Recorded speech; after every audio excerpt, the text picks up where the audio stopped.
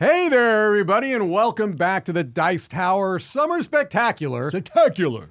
I'm Mike DeLisio. I'm Joey Evans. I'm Chris Yeeg, really calm for some You reason. did not match that energy. Yeah. I'm Chris Yeeg. There you go. The energy is high because this is the Summer Spectacular, and we want to thank CGE for sponsoring this fantastic event that's been going on over these last several days, and we have one day left, too, after today. Hey, you've seen 2 games played in this Summer Spectacular coming from CGE Drillers. Codenames Critical Role. Both of those games you can pre-order right now. There's a link in the description. Right-click that link and save it for after this video. Then go and order you some. I mean, why not? Is that Right? what you can do? You can right-click save link for No, end of YouTube open video. another tab. Open new. Man, how many tabs do you have open right now on your computer? I would like to say I have 3 digits. I have my for the first time I have my Mac say we're out of memory. Yeah. I would like to say, but no, I don't know. I probably have on my main screen. I probably have 8 to 9, Okay. and then on my 100%. secondary screen, I probably have 4 to 5.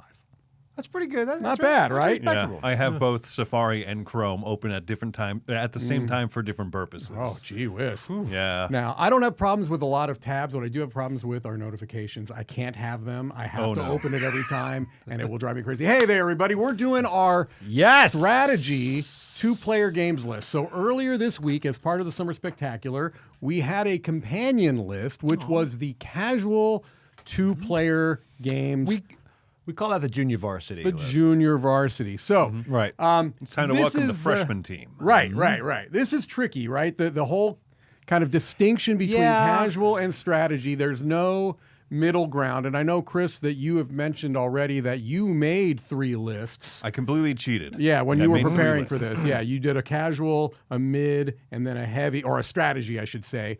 And so I approached this in such a way that it was still nebulous, right? I just tried my best to be like, okay, do I consider this something I just sit down to casually play, or is this something that is going to, require a bit more brain power, maybe has a bit more going on, is more strategic, just going with that word, strategy.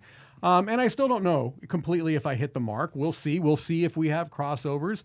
We'll see if we have crossovers with the other lists. And I went back and forth. I mean, first off, I don't know what nebulous means, but what I did was, But it seemed kind of vague for some it did. reason. Yeah, it's a little vague, that definition. I didn't go I was going to go heavy at first. I thought, no, I don't look at heavy. Anything that, like you said, is strategic. Yeah, and I will say, just putting it out there, the games I would have put on my casual 2-player games lists are probably higher in my overall ranking than the games that I have on my 2-player strategy game list. Oh, it's interesting. Right? Just as a general overview, not every single one, but as an overview, I tend to like 2-player, and these are 2-player only. I chose to go 2-player only. Yeah, what about you? I did as well. Kind of incidentally, not as like a hard fast rule. I made a actually. hard fast roll. I did not. I generally are 2-player, but I do have some that I prefer at 2. Oof. I didn't include anything because, honestly, a lot of my favorite games in general are like big, heavy Euro games, right? But what does a Feast for Odin, for example, excel at 2? What does playing 2-player make it better? Time. Right. And if the only thing I could justify was shortening, then I didn't include it here because it's still great at the other player counts. Right. So I ended up going with 2-player only games and thinking a lot about elements of like counterplay and how much more rewarding is it to be bad at these games for a while and then kind of become better with more play and to see the strategy that's not necessarily readily apparent with all of these. Yeah. These are not necessarily the biggest 10 2-player games that I like. There's in fact going to be not a lot of very large games on here that I think some people would say, well, where's that one? Yeah. Right. It's just not in the top 10. Yeah. And I will admit right off the bat that I have some holes in my 2-player strategy gameplays, and I'm hoping that Joey's going to be the one that's putting the gravel in those potholes of games that I just haven't played, but I know that they're very well regarded. So, Yes. Is that a good preamble, gentlemen? That is a good preamble. Let's go to number 10.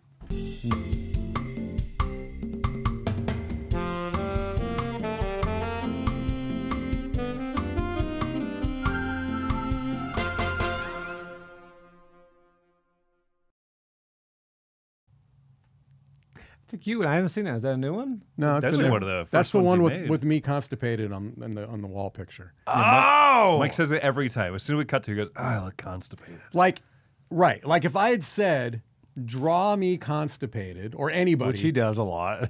you couldn't have done better than that picture. Draw me like one of your constipated no, girls. I said call me, not draw me. Oh, I call heard me. draw me. Draw me. That would have No, I'm changed the entire movie Titanic.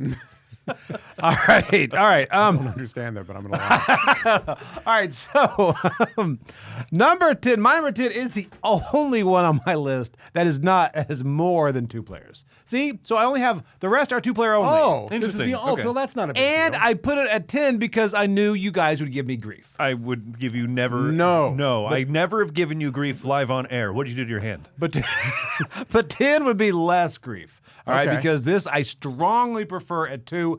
I think it's fine at 3. Oh. All right, and this is what's funny is there's a white cat. There's a blew that one.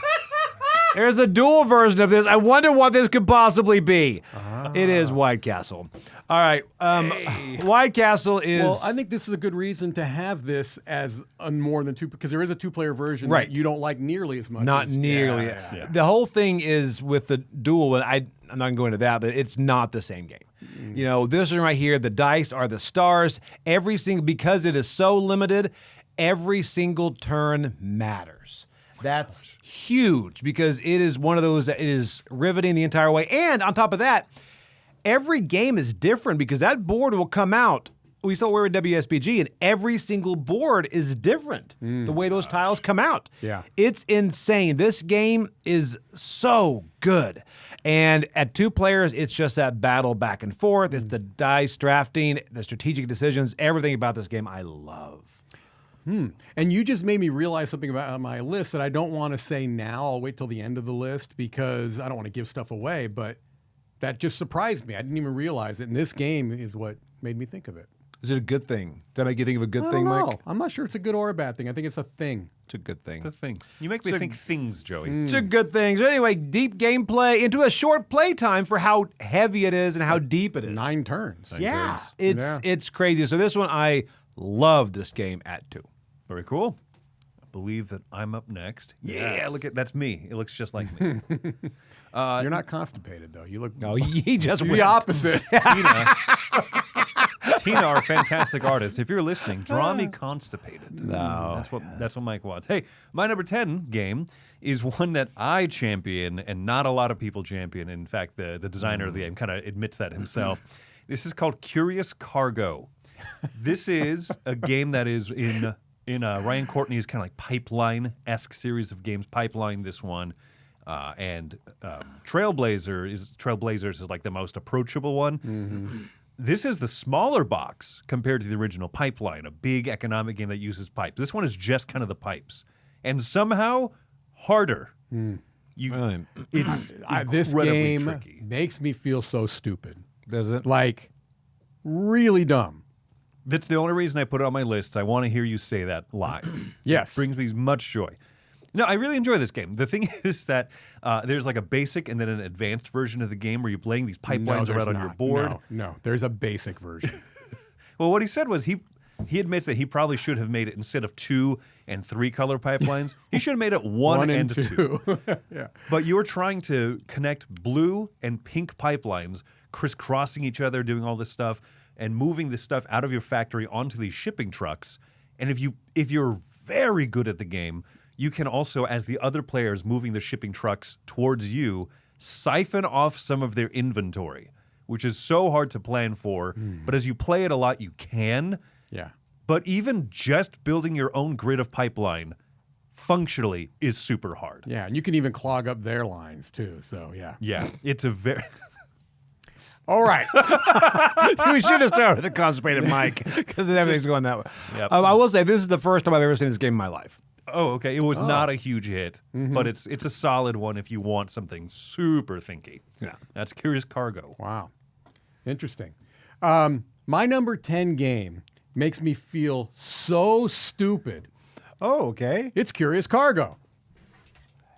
Wow, I What? feel Is it really left really? out It on really this. is. Oh my gosh, this Yeah, is yeah. a big surprise. Yeah. No. Wait to hear my number 9. This is one of these situations where I can recognize the brilliance of a game and feel absolutely unable to play it well, right? So I've played this game several times, and I've not done well once. But every time I'm doing it, I'm like, what mind comes up with this? And I have seen other people play it well against me, right? And so I really appreciate just the intelligence and the amount of strategy. This is top 10 strategy 2-player games, right? This has a huge amount of strategy. It's a logistical puzzle, sure, Yes. but a very tricky one. It's got timing elements to it. There's so many. It's a tile laying game on top of everything else, and so it's a game that I really appreciate as a heavy strategy 2-player game. It's not really rules heavy. 100% agreed. Yeah, and so it's just like to play it well. I don't have to be good. I've said this many times. I don't have to be good at a game to like the game. Right. And this is one of those situations. Now, it is lowest of my 10 because I don't get out and play it as much because it's almost an exercise in futility for me. Right. But I really recognize it as a super intelligent design. That's why it's 10. Nice Crossover on the first pick.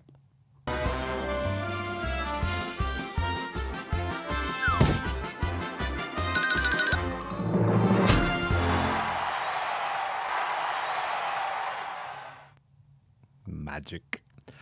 All right. My number 9 is actually our first 3-way crossover. No, it's not. This one is sort of a political game. I think it involves a president. This one I liked more than I thought I would. Okay, it's not fully political, but it has a president in it. I think you can take sort of out of it. Well, he's just involved. He's not. He's just the star. All right, you know what? It's Watergate because I don't know a lot about the history of this. It's 100% a political themed game, right? It's That's a all you're themed game. saying, yeah. Yeah. So It doesn't- anyway, yeah, it doesn't actually tell you how to vote. Per se. no, this is where you're in. You're It's sort of a politically themed game. hey, it It's is. an actual political, historical event. Fine. It's not gonna make anybody mad. So it's just all right. Nixon is trying to erase evidence, and the journalists are trying to tie everything to him in this game. And this one is just it's a really enjoyable tug of war. Back over trying to complete those strings to get there, and it's always changing. Every single card in this matters. Yeah. You know, so it's everything. Each side also plays so differently. This is really fun. A fun one to play, and then flip it around and play the other way, which honestly Nixon did not get a chance to do. But it's so no, this one it's a lot of fun. Even if you don't like historical games, you will like this for the gameplay, which says something. What if you like political games? No, you would not Would you like sort it. of like it? No. You know, this is one I need to get around to. You You haven't played this? No. Wow. Yeah. Yeah, you would absolutely Yeah, like this. you would like this. Because one of the hard things for me was even narrowing down. I might do as a separate video, like my 3 different top 10 2-player game lists, Yeah. because I just love this genre so much. Yeah. Anything that comes in that small square box, Ah, 2-player, yes. Yeah. I'm just kind of gravitated towards. So. Yeah. It's great how a lot of 2-players they can just go in that stack right there. They all match. Yeah. This is one of them. Yeah. So anyway, Watergate, definitely check this out. It is on Board Game Arena. Duly noted. I think it would be good on Board Game Arena. I think so, too. Yeah, yeah. It's a card-driven game. Yeah. Yeah. Yeah. Number like 9 for me is one of the ones that's. This is probably the biggest, most bombastic game on my list. Bombastic. Feeling fantastic. It wasn't me. Oh. Sorry. It's just. I just put 2 Shaggy songs in there, right? Yeah, but It's a medley. He sang it to the tune of like a shave and a haircut, 2 bits. It wasn't me. Dun, dun. Well, that's how I like to sing it. In a barbershop quartet. Since no one else is going to have this game on their list, I will go deep into Star Trek lore to explain Captain's Chair. Star Trek Captain's Chair is a wonderful 2-player game. This is based off of the Imperium yeah. system, but I don't know directly the changes, the 1-to-1, but I love how much they made this fit as a Star Trek game. Very thematic to me, both with the structure, with even like the components and stuff. You have these really cool, I think that they are called, those action markers that I believe are called kyber crystals to charge the lightsaber blades. And so you get 3 of those per turn. You can play out as many cards as you want, but some of them cost action, some of them don't. And so you're sitting there making a lot, even with a single card play, you were making choices between 2 different options. It feels very much like that idea of being the captain. You have to make this choice. It's binary, this way or that way. Yeah. What is the right choice? It doesn't always have an obvious right choice. So just from the cool little like tags and the little elements that are like, oh, I've seen this in an episode of Star Trek, to kind of the larger picture, I think it gets across thematically so much of what you're doing. Very involved, very like lots of keywords and key symbols in this game. Liking Star Trek will carry you a long way to making this game very playable for how deep it is. Yeah, because I've played in Imperium a number of times, and that's really heavy, and so I assume it would be the same here. I don't know if they've maybe. I hear this was lighter or easier to pick up than that. Yeah, I think some of it is having the scaffolding of knowing what the keyword warp means, for example. I instantly know. Yeah. Right. As I consider myself like a casual Star Trek fan. I know what warp is going to mean without having to look it up. I'm going to take a ship and put it on a planet somewhere. I mean, things like that I think make it more approachable. Okay. But I do also think the game is dialed back a little bit overall. So we've had a lot of time to iterate on it. Yeah. Star Trek Captain's Chair, fantastic. My number 9. All right. My number 9 is a asymmetric game coming from Mind Clash Play called Ironwood. Really? Yes. Have you played this, Joey? I have. Yeah. So this is a game where you are playing as 2 different factions, right? One is the metal faction. I think I wrote them down here. Yeah, the Ironclad versus the Woodwalkers, right? And it's really cool. Even the components, the they have wooden components, and the Ironclad have metal components, and then that's the plastic walkers. I'm just making that up. But you have faction-specific cards, right? And you're going to be playing 3 of these on your turn.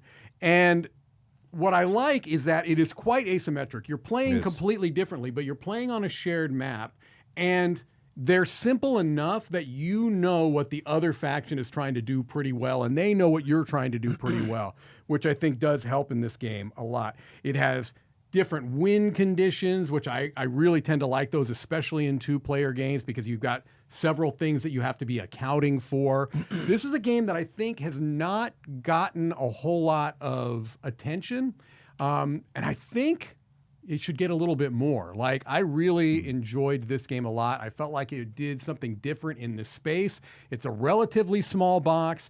It's a decent size, not too large of a footprint, but it really has a satisfying feel, and it's also good because I like both factions, and that's big in games where you have asymmetric factions. I'm happy to play as either. I've played as either several times. Yeah. I don't feel like one is stronger than the other. Yeah.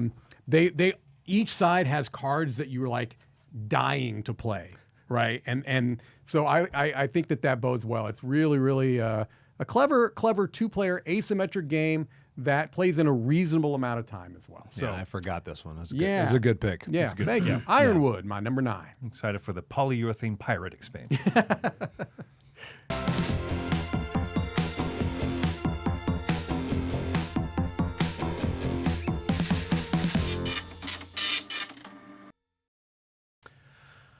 All right.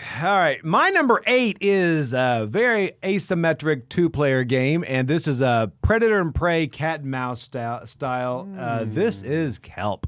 Oh, Kelp, and I know you like this game too. I've not heard of this one. It is so good because it is so different in, the octopus uses a hidden movement and bluffing to stay alive, and the shark just relies on deduction and positioning. Everything about this is good. And also, the components are fantastic. Yeah, it's just the way that shark looks like he's on patrol. I mean, each side, this is, again, I like a 2-player game that is quick and also so asymmetric, but then also you want to flip it and try the other side. That's where this one really, really shines. And this was a huge surprise on how much I loved this game to me. Yeah. It's a really, really good game.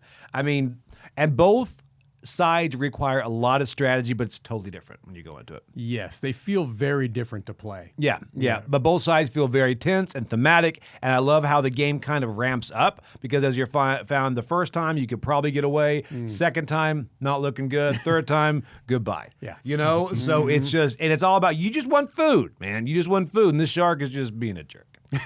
I think we found out which faction you want to play. That's right. This one is really, really good. So yeah, if you haven't played Kelp, definitely check that one out. All right, will do. Only because you told me to. Do it. Have you played it? I've not. Oh my gosh. Really? I know. This is a genre I love so much too. Every one of the I haven't played, I'm like, okay, add it to the list. This one I played once and I had to track down, and it was like I have to own this. Nice.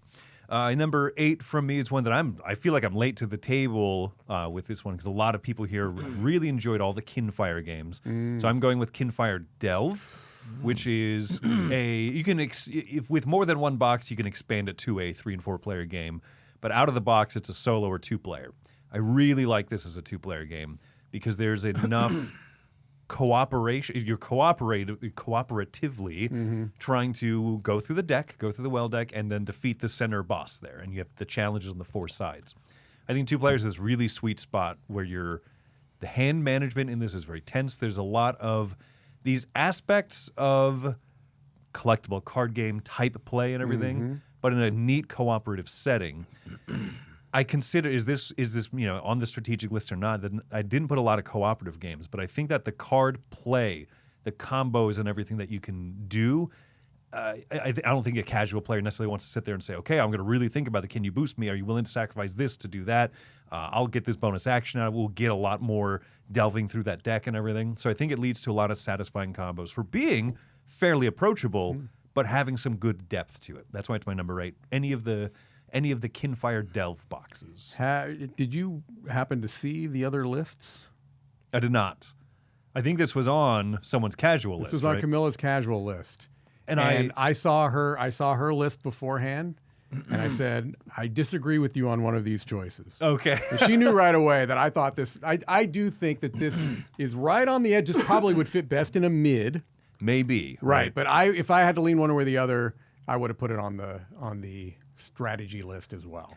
And it's one of those where it's easy enough to play that it could belong there, but I think there's also some good depth and some great combos that I would be more hesitant to show this to people and say like, oh, you're going to love it, and then they sit there and go, okay, well, maybe there's too many decisions to make. Right. But it's to taste. Salt's to taste. If I was going to argue in her position, I would say the fact that it's cooperative, it takes a lot of that load it could off. be, so it's right on the edge there. I think it could go in either list, and it did.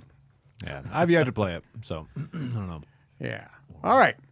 My number 8 is, let me double check myself before I wreck myself, the newest game on my list. And I have a feeling we'll be hearing about it again much higher. Maybe.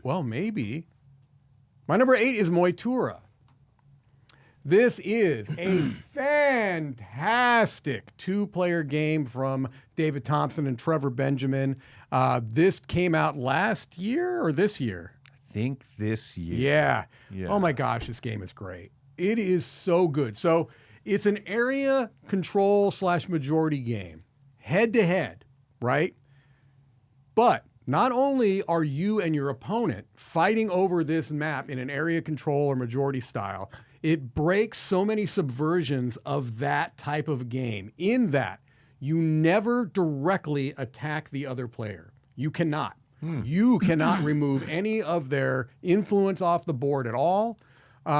You could block some. Can you block even? Yeah, you can block. You can prevent them from expanding different directions. Yes. Yeah. But what you're really doing is you're using these NPC factions that are in the game that you both have to contend with. And what you're really trying to do is use those NPCs to indirectly affect your opponent. Well, they are directly affecting them, but you're using them as proxy. It's a proxy war, right? It's kind of a political game. And so, sorry, I'm going to come back to that well several times. It's so clever. You could both lose to the NPC factions. If you ignore them, it will be at your peril. But generally speaking, it's going to still be this head-to-head thing. But it is so clever. It subverts so many of the kind of traditional things you see in area majority, area control games, especially with 2 players. So smart. And this may go up my list, as I play it even more. But Mortua is a really smart game. Very well said.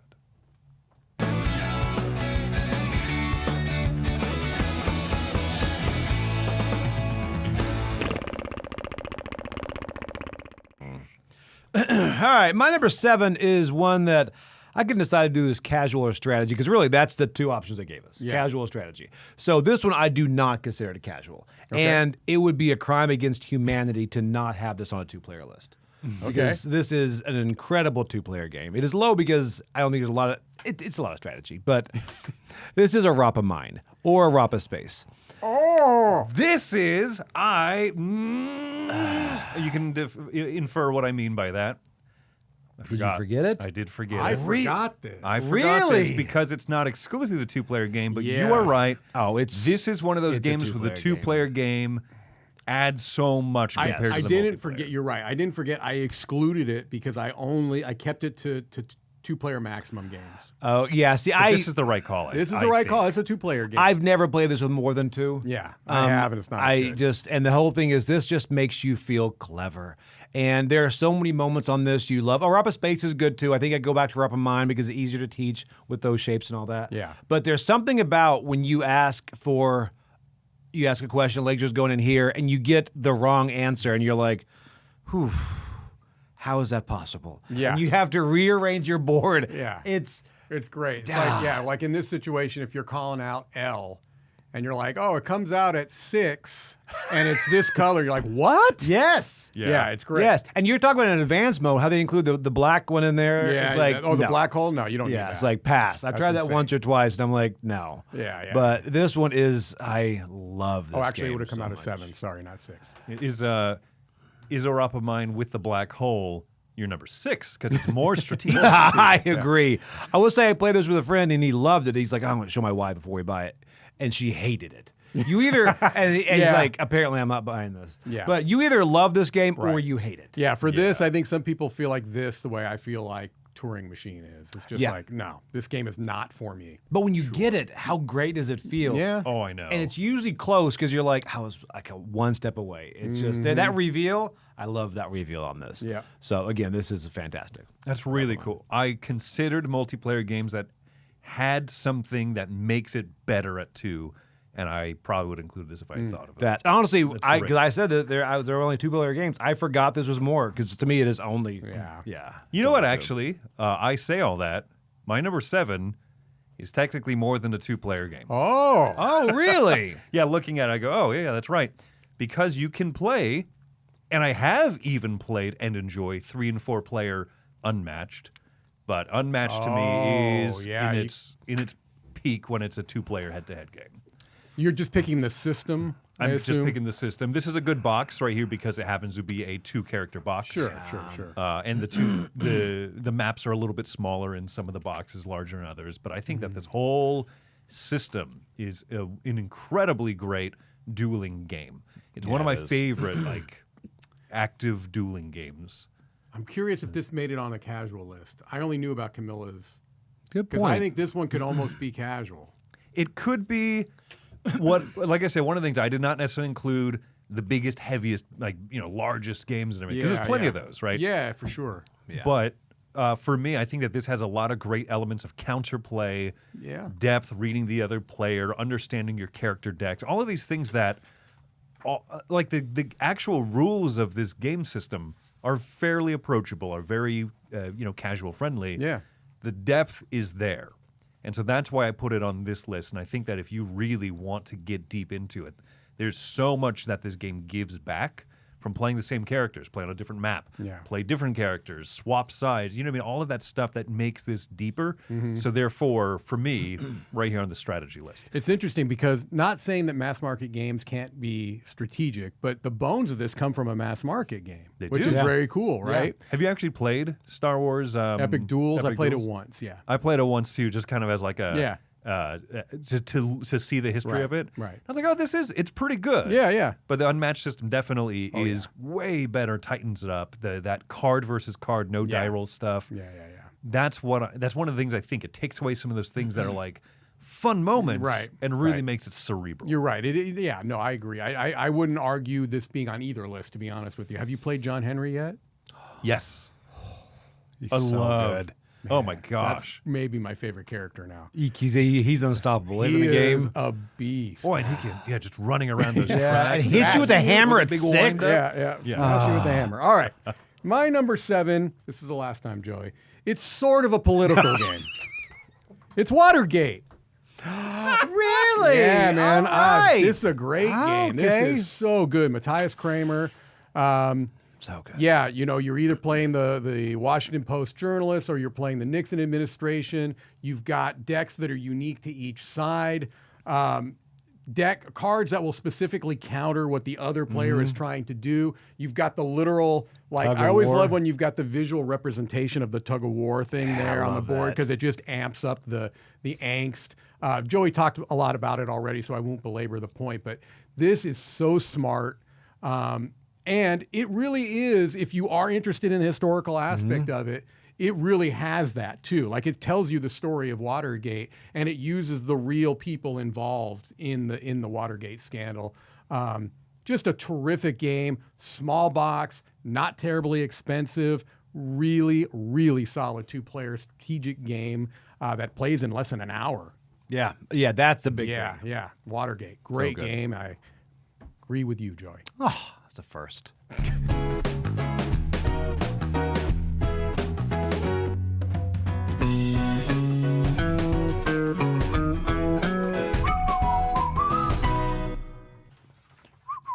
All right, this is the one that honestly it could probably go on casual too. But Okay. I do enjoy the strategy of this, and this as far as the war games, this is one I really enjoy because it's so fantasy movie based. This is Star Wars Battle of Hoth. Okay. So Battle of Hoth, this gives me, and you know what? I know there are big strategy games in there. You know, I see them push 4 tables together at Dice Tower East, and like, we're gonna play this starting on Tuesday until Saturday. Right. But this one right here, I love. Again, you are playing strategically through the movie. Yeah. And again, I think I'm like you with Star Trek. I'm like that with Star Wars. I know these things. Right? Yeah. I know these are the big points of Star Wars. I Right. don't go very deep in my cuts on this. But again, everything, the Empire is just advancing and the rebels are just defending, and it's totally different. It's not just complete annihilation. There are different objectives on each side. Yeah. So I do like this. It does come down to the rolls and things like that. There's a lot of luck involved in this, but I like the strategy of this. You know, I think I like the idea of a lot of war games more than I Yeah. like the reality of them. Right. So this gives me that feel. Well, I think you know? the commands and colors system that this is based on Right. is a great way to introduce players into these types of wargamey type feeling things Yeah. without being intimidating. Because the first time I played one of these games was Commands and Colors Ancients, which looks the most like it's one of the wooden block. It Yes, looks very right. much like a war game, and I was intimidated until I learned the rules. I'm like, really? This is it? Now, that doesn't mean that it's only... There's strategy there for sure, but it's like, oh, I'm not getting bogged down in 6 pages of That's the rules, thing. exceptions, and keywords. No, you're going Flanking left flank, rules. right flank, Yeah. or center, and you're activating. I love that. It's such a smart system, and obviously it is, because it's been used in so many games. And So- not one time did I have to roll for weather. That's my massive. gosh. I remember so many books. I'm like, Yeah. yeah, I'm back out. Yeah, check the charts. Yes. Yeah. Oh, And people in the chat calling you out for more kind of political games, Joey. this is this is the prequel to Watergate. yes. All right. Yeah, I don't know history.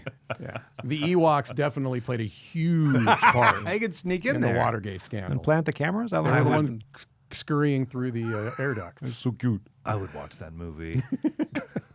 Number 6 from me, Walkergate. small box. Very small box, 2-player trick-taking game, actually. And this is Sail. The reason I included it on this list, one, because I love seeing the water of that picture that blend That's with the beautiful. background. Yeah. But for a 2-player kind of small box trick-taking game, there's a shocking amount of strategy you need to play this game well. The rules are a little bit funky because you're playing a must follow. I play a blue card. It's cooperative, so the person I'm playing with has to play a blue card. You're trying to not just win or lose tricks. There's different symbols on those cards. You want to play a hook with another hook, or you want to play a tentacle with a cannon. You want to play a cannon with two mermaids. Two mermaids. That's the dream. That's if you can the get dream. That. Yeah. And so based on the different combos that you play, you're going to get these different effects. So yes, trick taking. I play a card. You play a card of the same color if you can. Super simple. I love the word Z used. It's the scaffolding of that structure. Super easy. Got it. Now sail that boat across the map and don't crash into the rocks. Right. Super hard. So Sail is, and perhaps a better fit for this list will be a year when Sail Legacy is out, right? We've gotten to play a little bit of that, Mike and I, together. Yeah. And that's going to be incredible because it's going to beef up and round out the system. But even just the core system is difficult to play well. I don't know who could possibly finish that level 5 challenge in the box. And if you play with the expansion stuff, there's like a lot of other cool little wrinkles to the map. So anyway, yeah, I consider this one kind of worth its spot here. So Sail my number 6. I would vomit on that ship, just the way it's. I'm about to puke looking at it. My number 6 belongs on this strategy list for the same reasons that Chris just mentioned. Sail is his number 6. It's also my number 6. So this is twice now we've had the same game at the same. Didn't know we were allowed to copy. Number. So I'm glad you mentioned. Here, a I did couple mine of things. original. Yeah, list. well, you know. Because you mentioned a couple of things that I was going to when I got to here. You just did it first, which is that, yes, if you were just doing the introductory scenario, that could probably make it onto a casual list, although it'd be pushing it. Yeah, But this game gets super strategic as you're adding in more of the cards and the different elements, and I cannot pretend that I have not played through 8 scenarios of Sail Legacy, and let me tell you, where this system can go is pretty mind-blowing, right? It's got the depth, yeah. It really, really does. And so, yeah, I felt very comfortable putting it on this list. I wouldn't have really argued if someone had put it on the casual list, but I firmly believe it belongs here. Great game. Won't belabor your point anymore. That's one of the problems. You know, you go third now. You know, that's all right. At least I'm not second. That really threw me for a loop. That's my number 6, Sail.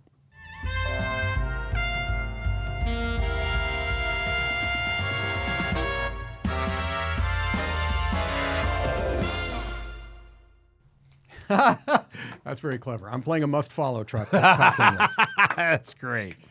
All right, my number 5. Again, I don't think it belongs in casual because I think there is strategy to this. This, of course, that's where I was. I was like, am I doing heavy? No, I'm doing strategy. This is not a heavy game, but I think there's a lot of strategic elements because you're looking at different zones and stuff to play. This is a tug of war game. This is Blitzkrieg.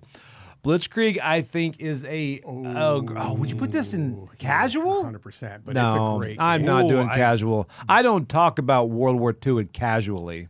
This is tough, and honestly, some of the theming of that it's in my middle list. I'll just go ahead and say I that. didn't know love which this one to game. put this on. And here's the thing: Godzilla pushes it over the edge. I'm not True. Yeah, I'm not pushing against this too hard, Joey. No, this one right I here. like the game a lot. It's a great game, and it belongs on a list. I don't know if it's on one of the other lists. So if they didn't put it on theirs, I don't care because this is again. If you haven't played this game, you need to. It is World War II in 20 minutes, and that's truly what it is. Now, I honestly probably would have been better on a strategy list to put Caesar, but I like this game more than that. Right. Which was where I struggled because I needed one of this series on there. Well, apparently Tom put it on his, so it's on both of them. So that's fine. That makes it. Oh, well, so it's on a junior varsity list and It's the on a varsity mid list. list. Yeah, it's both. Yeah. So again, I love this game, but again, like I probably would have. I say that Caesar is heavier. It is. But this game is better in my Yes, it opinion. is. Yeah. Agreed on agree. all fronts, man. Yeah. And we don't discuss the other one because it's not even Paulo Mori. No, there's only 2 in this trilogy. Right. There is? To the point of putting it on this list, there's an upcoming version, Flintlock, which is a David Thompson and Is that Colin Moore based off of this? Yes, it's the same system, and it's going to be about the Revolution. French Indian Wars. And Why stuff. did I not It's know that? Yeah. Why did I not know that? Really looking forward to that. Number 5 from me is once again one of those smaller smaller box, little square ones. This is Beer and Bread. Oh, okay. This is such a fun card drafting game, and part of what makes this game a trip is that on the odd numbered rounds 1, 3, 5, you are passing cards back and forth, you and your one opponent. On the even rounds, and all the cards are multi-use, which can be a little intimidating for people. You can play cards for resources or for abilities or for being beer or being bread. Any cards that you play as resources on the odd number rounds, you pick up, and they are guaranteed part of your hand on the even number rounds where you do not draft cards back and forth. The structure is odd, but what it does is it allows you to set things up and say, I need these resources, and I can't do this other part of this card yet, but I'm going to set myself up to do it next round. And I think that's one of the coolest, unique structures I've seen to a card drafting game. It gives a lot of control for every other round, and it also makes you feel good when you can play a card, keep it away from your opponent, and say, I don't need this yet, but I'll find a way to make this work. It's incredible what this small box does with just a little bit of stuff. Beer and Bread's fantastic. My number 5. All right. Well, my number 5 is another crossover, this time with Joey. Please. No. Oh, good. Oh my gosh. That was Beer and Bread. I was like, come no, on. No. Beer and Bread, no. But Kelp, yes. Oh, I thought that would be on your list. This game So good. is just fantastic. And you brought up a lot of the points I like. I like the fact that the game is very asymmetric, right? We've talked about that. But what is kind of interesting about this is that they're symbiotic too. Yes. Right? A lot of times in asymmetric games, it can feel like you're playing a different game on the same board because you're kind of trying to do your own thing. Right. And they're trying to do their own thing. And in this one, it's very much what one is doing is directly affecting the other, but you also have to think about it in a different way. You're playing cards differently. If you're the shark, you have dice. And even that's not done the way you traditionally use dice. It's more of a path building type of a thing. And the octopus isn't using dice at all. They're using mahjong style tiles. And it's just so cleverly integrated, right? This game just feels so tight and well integrated, and it does not overstay its welcome. And it does make you want to play the other side. They both allow you to do incredibly clever things where you really feel like you've maximized the potential of what you had to work with, right? You may like one side better than the other. I do like playing as the octopus because I like stealth games, but I've also had incredible sessions where I've played as the shark. It gives you a sense of being the hunter, and that can also be very compelling. So I said I wasn't going to talk about it too much. I already did. One little fun fact, though, before I end this, is that I played a prototype of this, and you know what my shark was? What? It was a Lego shark. Was it really? It was great. Yeah, it was so much fun. Wow. I almost wanted the Lego shark in the regular version, but it's okay. It was such a beautiful miniature, washed miniature that I was okay with that. Wow, that looks really Number 5, Kelp.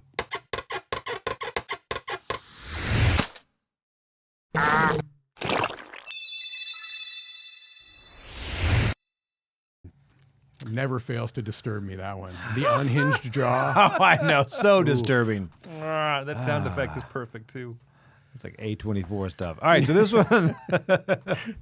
All right, my number 4 is a political game. But actually, this is probably going to be the only game of its ilk on here. Oh. Because it is a coin game. It means counterinsurgency. I've waiting heard for of this this. coin And game. this is stupid good. This is a jest, I guess. Just a Nailed Robin it. Hood. A jest. I didn't know you had played this. I have not played this, but You the need to play theme is this. so intriguing, and I've It's not so played. good.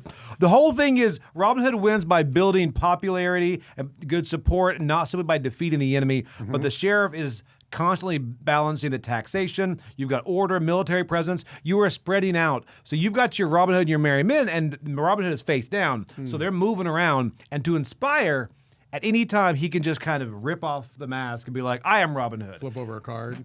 No, you flip over the little token. Oh, I see. And it's like the mask you ripped off seemed like a Mission Impossible mask. Yeah. oh, that's in my mind. That's what happens. Tom Cruise is like, I whoa, I'm realized Kevin that- Costner. I'm not Wolf Blitzer.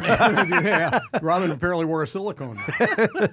This one. So what's cool about doing that is because it does inspire that area. You get all that more support, but then they immediately know where you are. They know where you and You've are, got yeah. to disappear into the woods, mix it around. This is great. This one. I was intimidated because it's a coin game. The closest I think And I've it's come GMT. to a coin game, is well, rude. GMT on its own doesn't necessarily. I've played GMT games I like quite a bit. But Root, I think, is the closest I've come to actually playing an actual coin game. yeah. I've been really lighter intrigued than by Root, I by think. Cuba Libre. I've thought about playing that over the years, and I just haven't.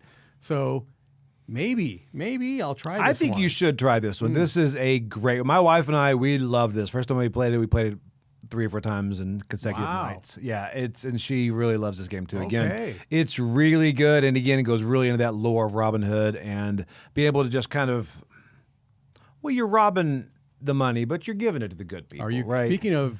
I don't know if it is an A24 movie, but are you excited about that new Robin Hood movie?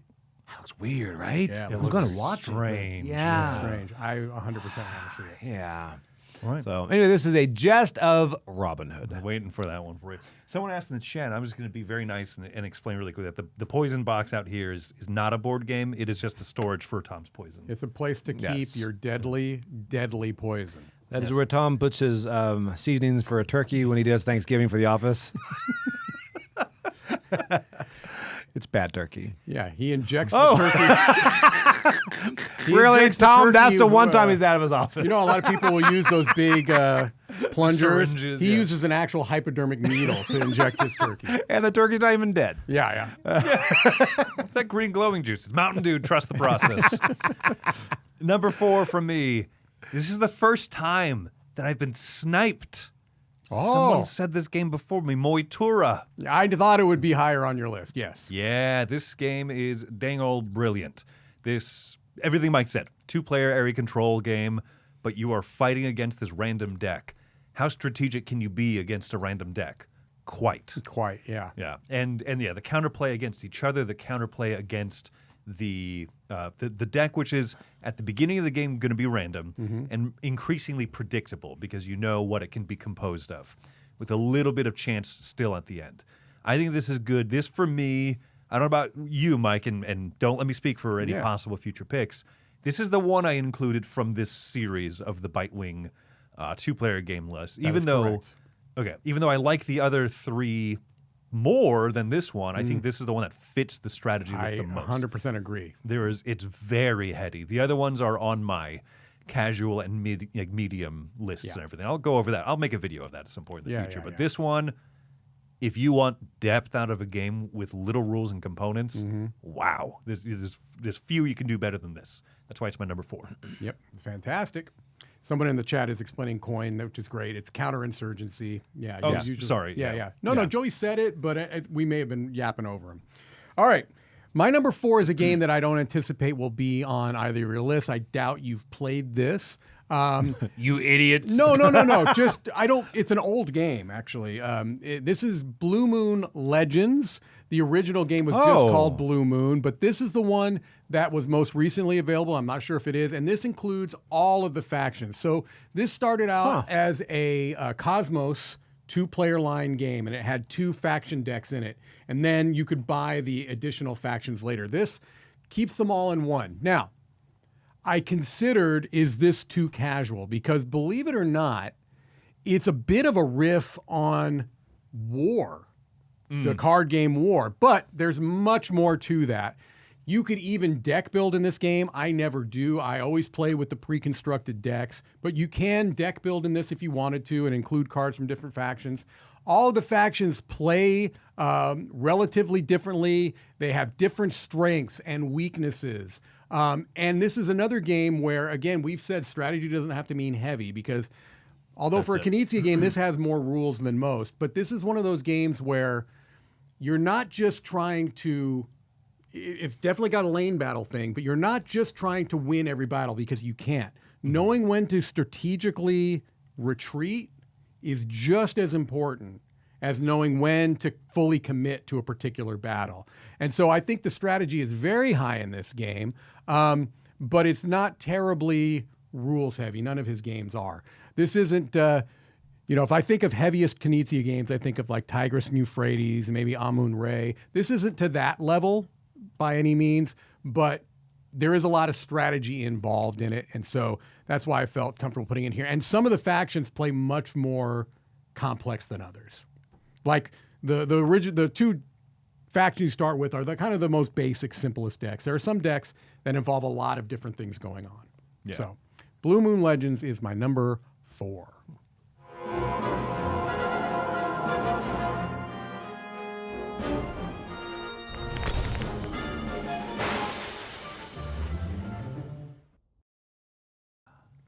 I pop my back during the number. Oh. I make a noise, and the constipation jokes come out of the woodwork. I'm just going to say, when I just keep coming. when I crack my back, it sounds a little different. Yeah. Poor Alina, what does she do to deserve I this? know. And it's like I picked the wrong show to run. Wow. You could have been the junior varsity I one. apologize for these two. They're a lot more respectable in the junior varsity. I haven't said a word about this whole terrifying scatological. These two are terrible. Catalogical, is that a word? Don't Google it. That's a $5 word. What are you? I'm a scatologist. How do you say that word? That's a really rough Don't ever one. say that again.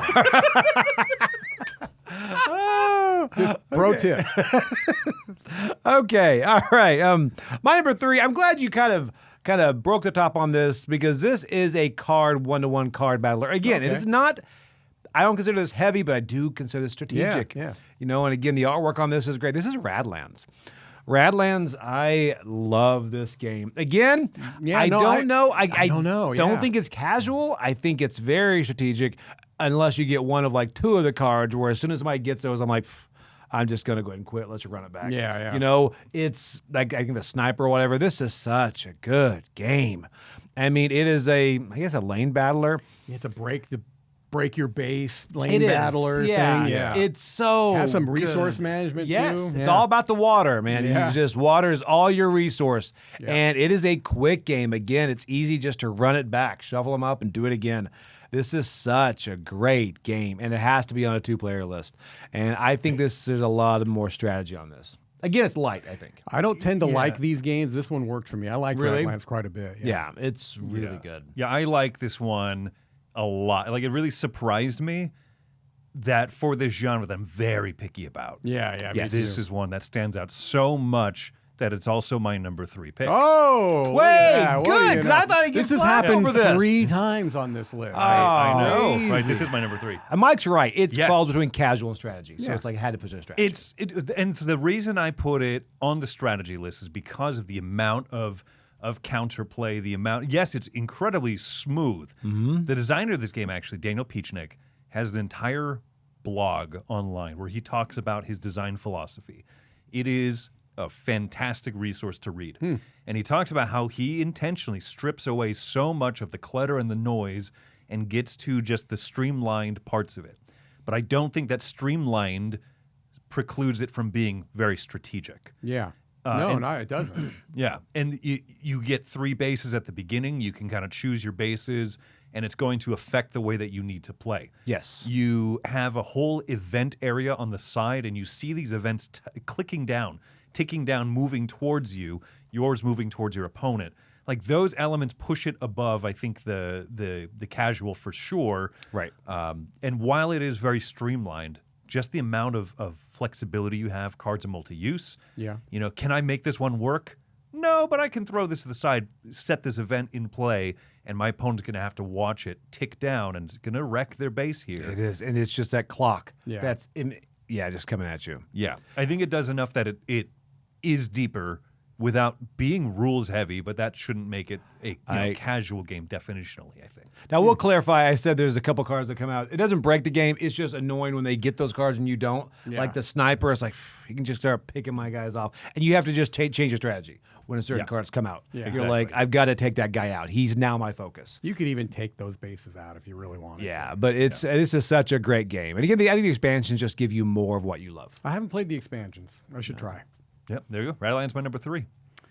All right, my number 3, there was no doubt about which list this one was going on. This is nowhere near casual. This is a 2-player Uwe Rosenberg 800,000 pounds of cardboard game called Fields of Arle. Yeah, so this, look, if you've played one of Uwe's, farming games, heavier farming games, you'll see a lot of things that are familiar in this game. You are clearing out land so that you can, plant and harvest flax. You've got animal husbandry going on. You've got a lot of the traditional Uwe things, right? Mm-hmm. And another thing that Uwe is well known for, how many times can I say Uwe? Plenty, is that he usually has some unique take on worker placement. And that is also the case in Fields of Arle. You've got a winter side and a summer side is essentially kind of 2 different rounds or phases, and you're playing your tokens on the side that you're currently in. So if it's winter, you're putting your workers into the winter side. However, you have one special action you can take, which allows you to put one on the next year's or the next seasons. And that changes up turn order, which can be really important. And so it's a really cool little hook to basic worker placement where you're blocking spaces, but in a 2-player game, it feels even more impactful, right? Because, you both are trying to do similar things. Even if you're going for different strategies, you really want spaces that the other players can take. It's going to happen. And so it's like, okay, do I take this risk and take this special action knowing I'm giving up first player in the next round? Yes, I have to. It's too important to me. But that kind of the cost-benefit analysis that you're making just on that one decision is really juicy. All of that fun Uwe, Euro-y stuff that if you like these types of games, you're going to find it here in abundance. And the fact that it is designed as a 2-player game, I think makes it especially good for this list. So that's my number 3. Have you played it? I have. I'm not joking when it's like my number 11 or 12. Oh, wow. Like, Okay. Genuinely, this is a great pick. You played it? No. No. Okay. Fields of Arle. Fields of Carl.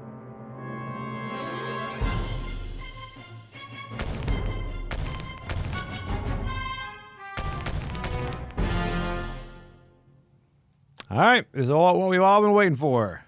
Number 2. All right. Again. That's so last. sorry. All right. Oh, my number 2 is actually a crossover with Chris. He had it far, far too low on his list because this is one of the greatest 2-player games to come out, and it is Captain's Chair. Captain's Chair, for everything he said, this is a fantastic engine building game. This one you really feel like you are in Star Trek. You would get the crew combinations to satisfy different synergies and things.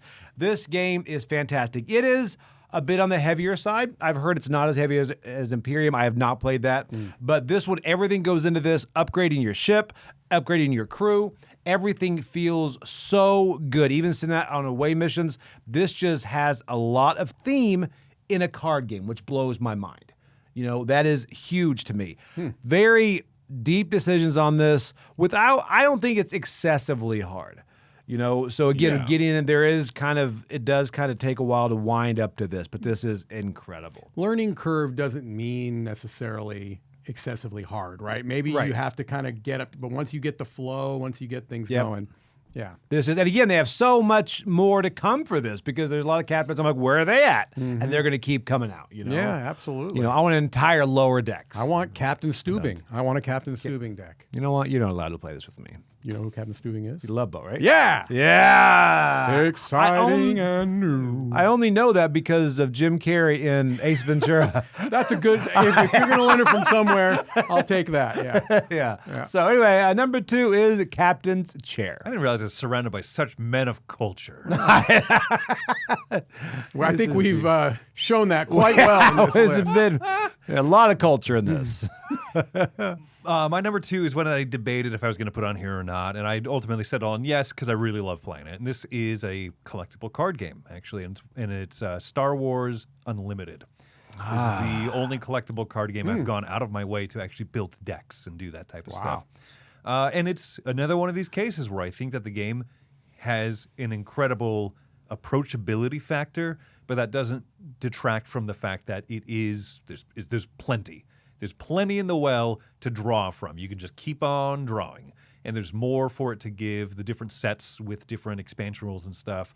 But even just out of a starter pack, buy a starter pack, have fun playing these pre-built characters against each other. I love that any card, you can turn it into a resource. And so every turn you're sitting there going, which one of these things am I going to give up forever so that I can use it as resources to pay for the other fun cards? And I think that I love that there's no mana lock, there's no mana screw or whatever people call that in Magic. And it does a lot of great things. And ultimately, yeah, I think it's quite a strategic little game, lest it wouldn't survive this many cycles of expansions and stuff. This is still relatively new, though, isn't it? 2 years, maybe? I think it's like 2, maybe 3 years already. Is it? There's a lot of different packs and cycles it's gone This through. one would just like Lightspeed to the top of my a lot of list if it was not a stupid CCG.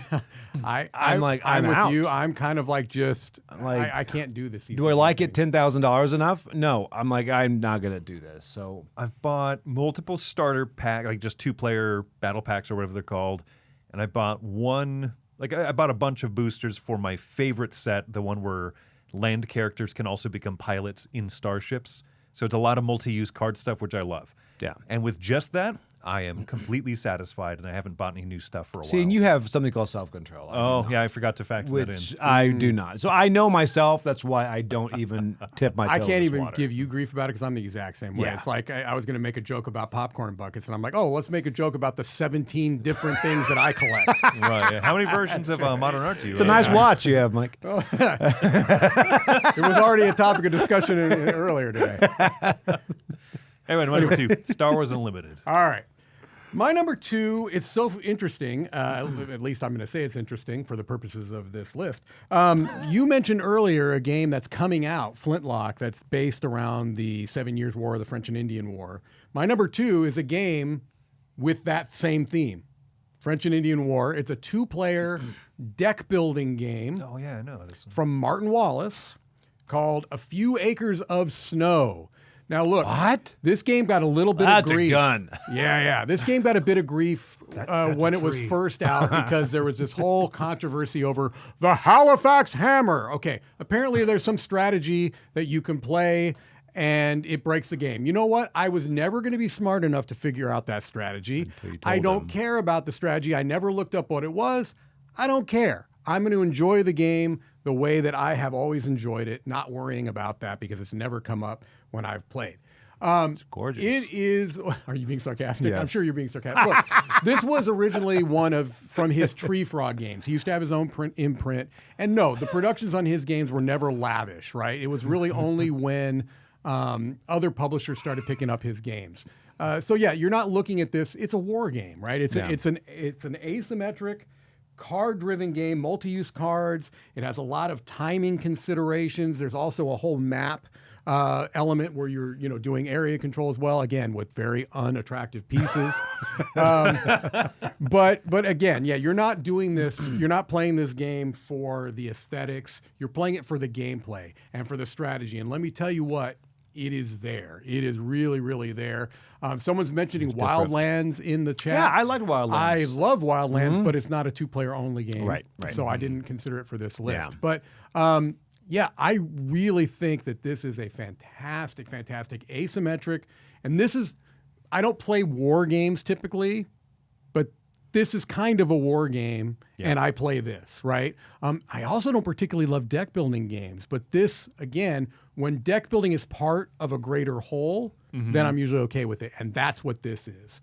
So just a really clever card-driven game if you are interested in the history, and believe it or not, I used to be a history teacher. I do kind of like history when it's done well in games, and I think it's done well here. So A Few Acres of Snow, a game that a lot of people have forgotten about or have never even heard of, but it's a really good game. Really, really good game. There we go. I'll try that.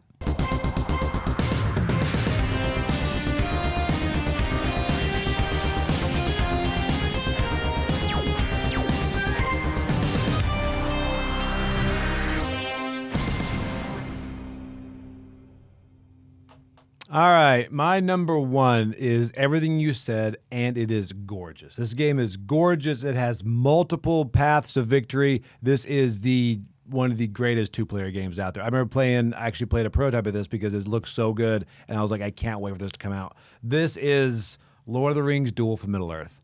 Okay. This game is... do not say this is casual. 100%. It is not casual. The way I play, because I win every time. This has strategy, because really, there's so much going on in this. It's so asymmetric as far as moving it around. You really think this is casual? I really do. I think it's probably different casual. I think it's in the middle. I don't think it goes all the way to casual. It's not heavy strategy. I put it. Yeah. It wouldn't have fit on a casual list, but it has to go on one because this is a great. Okay, unmatched. I had in casual, so yes, I know. It hurt me when Chris put it on there because I'm like, I thought we were together. There's several games I expected you to pick because I hadn't played them yet, and you didn't pick any of them. I'm really surprised. Yeah.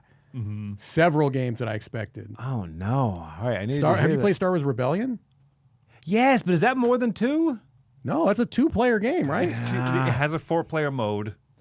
You control half and half, kind of a thing. Rebellion was my short list. I really expected that to be, and I haven't played it. So this one again, I don't consider this casual. This is probably in between casual and strategy. But this right here, I love this game. This game is a great game. It's a great game, and I love the different paths to victory. I love how quick you can lose. You know, it is on the lighter side, but again, I think there is strategy in this. So this is Lord of the Rings Duel. We've had to be pretty flexible on where that's these can the fall. thing. It's like if you give me 2 things, casual and strategy. First of all, those 2 are not like they don't opposites. have to be mutually exclusive. Yeah. Mm-hmm. We also receive so much instruction on the definitions of lists. We get none. Even when we ask, what do you think? Well, I wonder if this was on the casual list, if anyone put this on the casual list. I don't think anyone there is really smart enough to play this a lot. So probably not. I adore this game. Yeah. I'm just happy that it gets mentioned. But because once again, just because something is streamlined doesn't mean it's lacking in strategy. And right. Mm-hmm. Right. Yeah. Which is a line that I say because my number 1 game is also small, like smaller. It's one I just talked about last week in the top 10 trick takers list. This is Lone Wolves. I thought you might put this in here. That's a cover. I thought you might put this in here. It's gorgeous. It's a very, very pretty game. This is a 2-player trick-taking game, competitive this time. Mixing it with the lane battler, there's the different colored lanes there. There are cards that match the zones, but they are not tied to them. So one player plays a blue card here. You can play it in any color zone. The other person has to respond with a blue card, but they can play it anywhere they want. I'm going to harken back to something that a very, very intelligent man named Mike Delisio said earlier about Blue Moon Legends. Yeah. About winning, like you cannot win every zone. You want to win the most points, and zones are worth different points, but you know you can't win them all, so when do you choose to lose? Because if someone plays a higher blue card than the other, the lower blue card flips over, and you only have 1 strength in controlling that area. The other person might have 4, 5, 6 strength. But when you lose, you also gain one of those power tokens from the middle of each of that board. And those power tokens are just unbelievable. Like those power tokens make or break the game. So you're just as invested in losing as you are winning. But if you lose too much, you're not going to ever have enough power. But it's just this elegant, beautiful, but funky mix of stuff. And it's a little bit of that funkiness, which is why I put it on this list rather than like on a more casual list or something. Yeah, I didn't put. I mean, I like this game a lot. I didn't put it on the list because I just wasn't sure where it would land for me, and I was like, okay, I have other ones I feel more comfortable with, and I also should have thought you'd have it on your list. But yeah, it's a really good game. It really is. There you go. That's my number 1. All right, my number 1, and the one thing that I was going to say that I noticed earlier was that I had no dual versions on my list. Does it change now? No, it doesn't.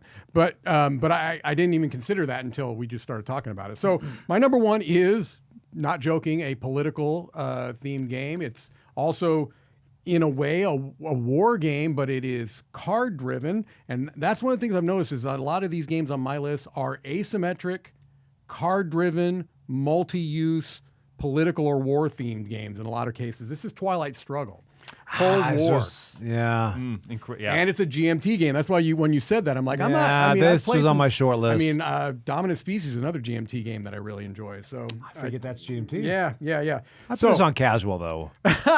This is definitely not casual. It's not at all. Yeah. So from a history standpoint, it's great because it follows through the Cold War, which encompassed such a long stretch of time, and it was never an actual traditional war. It was always a proxy war. And you had you can see right there, it says early war. So the first 3 turns, the first 3 cards you're going to be playing from are going to be from this early war. And then you have turns 4 to 7, you're taking 10 turns total, are the mid war. And then you've got the late war, which are 8 through 10. And you will shuffle them into, when you get to the next phase, you'll shuffle them into the cards you didn't play before. And it's so smart. It is so strategic. Now, one thing I will say is that if you really want to play this well and have the best version of the game you can, is both players know both decks.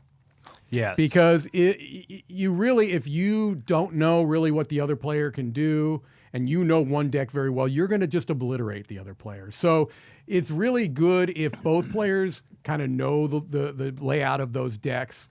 That's where it's at its best. But yeah, it's great. It's got a lot of things I like in 2-player games. It's got a tug-of-war style to it. It has multiple victory conditions, which I also love. Yeah, it's just, I mean, to me, when I heard this list, 2-player strategic games, and I knew I was doing 2-player only, this was the first one I thought of. It was for me too. I just haven't played it enough. Yeah, you know? This is a good pick. You should play it. I think you can play it on some digital platform. Can you? I think you can play it on Steam. That might be maybe, the way to do that. Yeah, because and that way you don't have to worry about the same level thing either. Yeah. Don't play the app on your phone. It is nigh impossible. I would never. Yeah. That's it's funny. People mention like chess. I didn't put abstract on here intentionally. No, I wasn't thinking about. It's just not my cup of tea. Yeah, it wouldn't be on my favorite. Yeah. No. Yeah. This is a great pick, and I'm happy to see some of these bigger ones, right? Because obviously none of us. I agree. Star Wars Rebellion or War of the Ring, Right. War for Arrakis, right? Those I thought you'd have War for the Ring and Star Wars Rebellion. War of the Ring was one that just fell off. And I Okay. think that I put that more into the war category. I don't know why. I separate those. You separate war from strategy. Interesting. I don't guess know. It they feels could be different to both. me. They could be both. Yeah. But yeah. Interesting. All right. Yeah. Well, folks, there you have it. good. You now have had definitive 2 list. 2-player lists. Casual, strategic. Where does one fall and the other lie? I don't know. We haven't figured it out. No but one you knows. Be the judge. We'll leave that for you to discover for yourself. Yes. That's going to be it for today for the Dice Tower Summer Spectacular. But look, do it again we got tomorrow. another day. We got a special guest coming tomorrow. We've What? got Austin from IV Games coming to help us play Altera. Heard of him. We got all kinds of great stuff. And again, if you want to get a pre-order for Drillers or for Codenames Critical Role, CGE has got that. It's right in the description. But thanks for sticking around with us today. Come back tomorrow. Until then, I'm Mike DeLisio. I'm Joey Evans. I'm Chris Yee. And 3 players for a 2-player list. Why not? We'll do it.